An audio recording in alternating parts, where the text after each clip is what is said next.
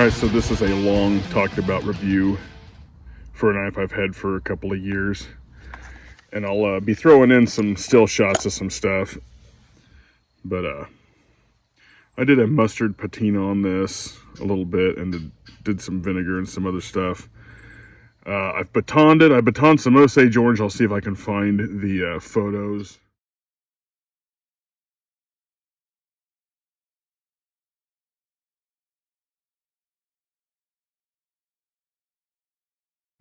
Because I really dinged the blade, as you can see a little bit of inconsistency there, but you would be amazed at the amount of bounce back that thing had. I fixed it with a like a diamond rod and a carbide rod, but it really, because these South American knives, they have a lighter heat treat.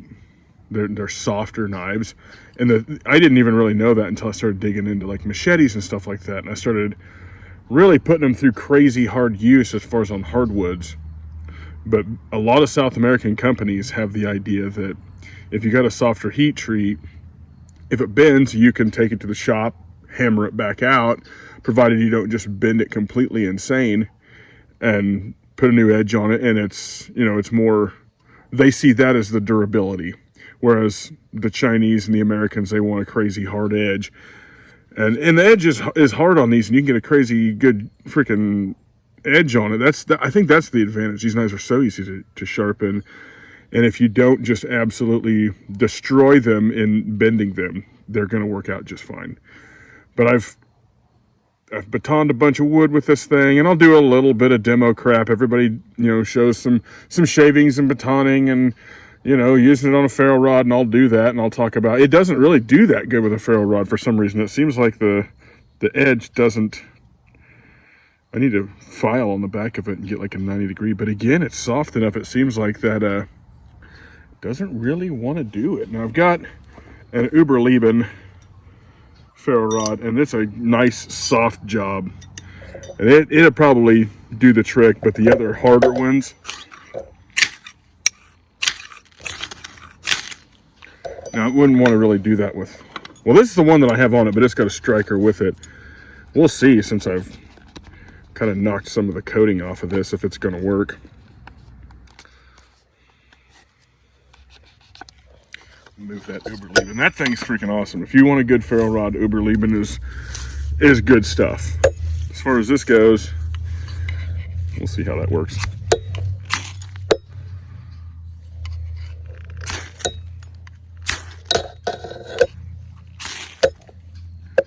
So it's just some old grass, but it's doing the striking, so.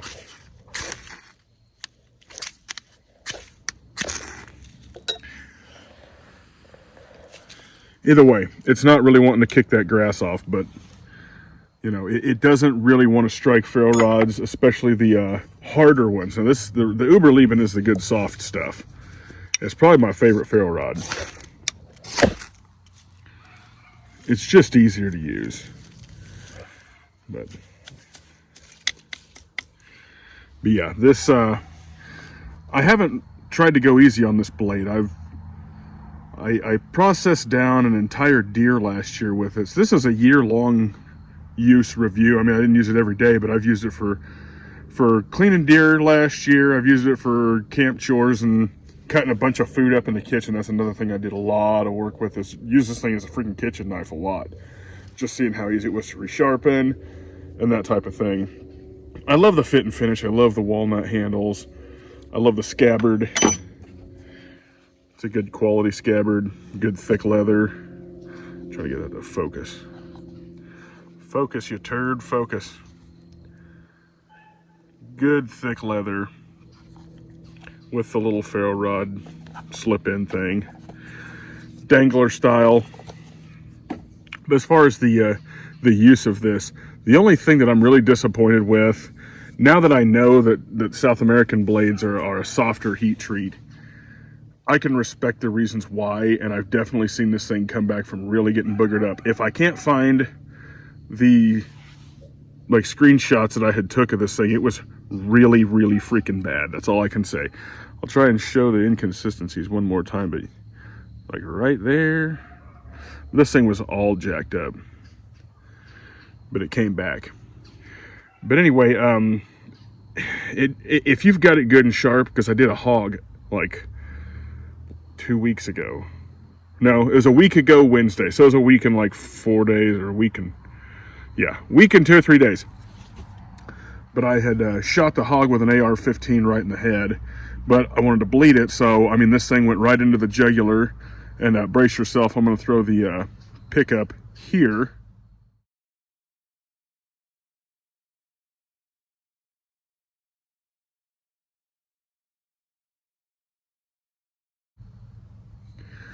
And hit it right in the freaking jugular with this thing after I'd shot it in the head.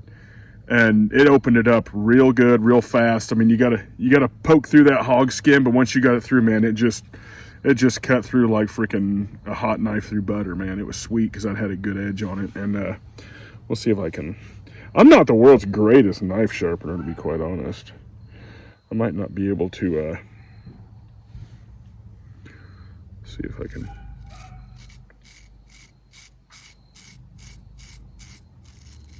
Need some.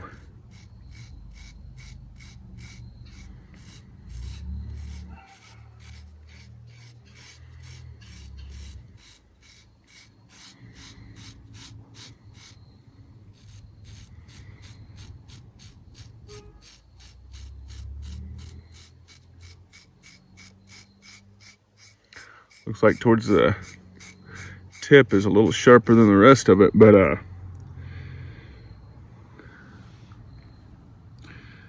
you know, it'll take hair off. That's not the best edge I've ever had, but I've been using it, and my daughter and I've been batoning it through walnuts today.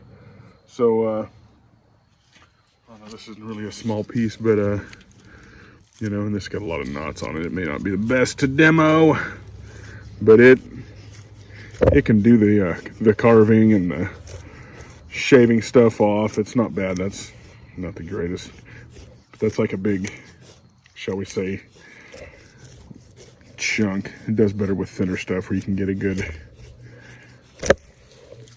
Let me go get something a little thinner. All right, so something a little bit better for working around it.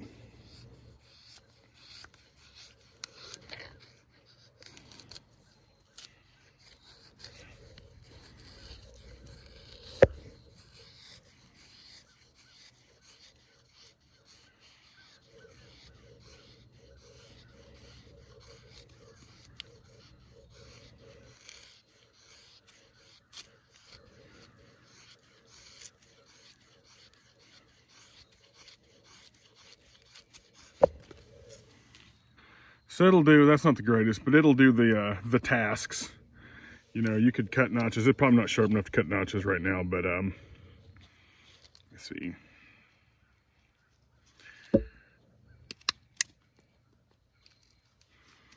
Yeah, it needs a little help there. Need a little better edge on it, but I've been using it most of the day.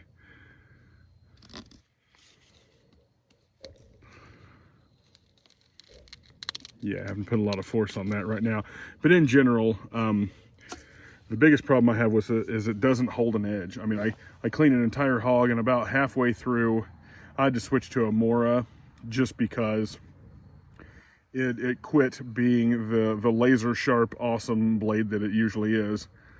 Again, I've been using it all day, so it's not in the greatest edge condition at the moment, you know, with me and my daughter batoning it through walnuts earlier, just because she loves knives and messing around and letting dad hold it, and her hitting the back of it going through a walnut.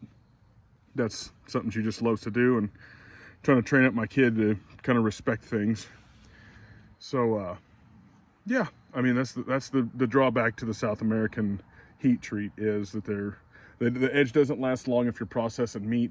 It did fine with the deer till the end. About halfway through the hog, it really started to struggle.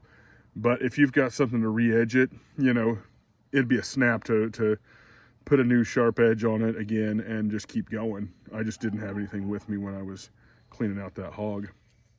But again, I really like the walnut handle and the the pins that go through, I think that's pretty cool. The scabbard's nice. This is a great knife. But if you're wanting it to be a, you know, a backwoods beater, you could pick something cheaper and something that is, shall we say, more suited to hardwoods. I wouldn't call this a knife suited to hardwoods. This is a knife for processing animals, small camp tasks, things like that. But this isn't something you want to go beating on crap with. And I know some of the Hank Hill of the knife community be like, well, you're not ever supposed to baton a knife. That's how you break it. But whatever, you know, tell the Pepperidge Farm guy to go screw himself. I like to use my knives the way I want to use them. It's held up fine. You just got to re-edge it. They're not the greatest for ferro rods, as you've seen, but they'll do the trick.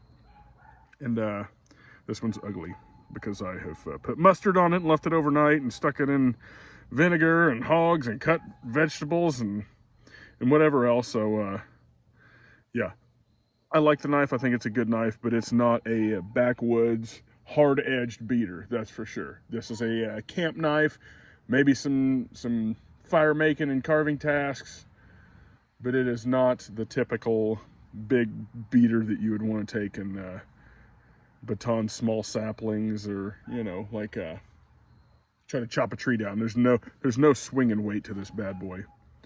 So that's the review. I like the knife for what it is. I probably wouldn't spend $60 on another one with this soft of a edge. You never know, I might completely think different about it later on, but I like it. There's other Condor stuff that I want to get. Probably a kukri. But if you're wanting a good camp knife, something like that, it'll handle the light duty chores. It'll process an animal down. And it's just, in general, a fun, sexy looking knife. Especially when it's new. I kind of like the ugliness, but that's just me. All of my crap eventually looks ugly because I like to use it. But, so there you have it, the ugly Condor Swamp Romper. Thumbs up from me on it.